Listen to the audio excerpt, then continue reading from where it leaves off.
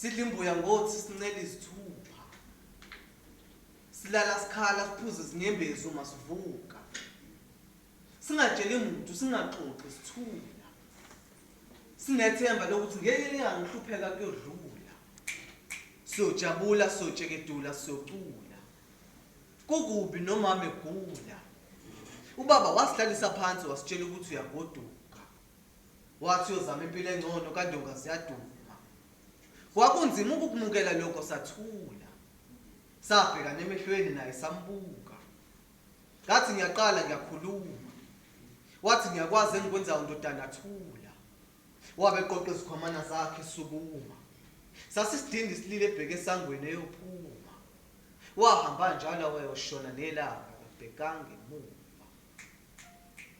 Amasonto, izinyanga neminyaka yadlula, isimo sangokuya siyashuba, nomama usegulela ukufa. Ngiyasibhala izincwadi ngisithume eGoli kasiphendulwa. Washonapho ubaba wakuloya muzi, omakhelwane bepika bebuza. Wahamba waya eGoli wathi uyozama impilo engcono kodwa uzobuya sisiduduza. Siyakhulunywa, siyahletshwa, siyabukwa. Ngapho udadewethu omncane nawe uyakhula. Ubaba kaMazi umbuka esithombeni uyamfunga. Usuku nosuku siyavuka siyohlala eca komgaqo ngethemba lokuthi ubaba uzobuya. Selize liyashona futhi namhlanje insika ekhaya ukuthi uqhamuka. Namhlanje ke ngibhala incwadi yokugcina, ngiyafunga.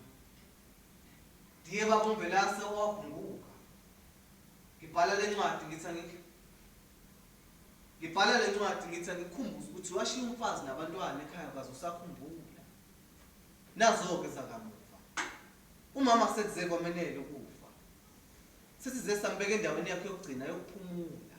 Kanti udadewethu unokuthula, ulapho eGoli yena uyafunda.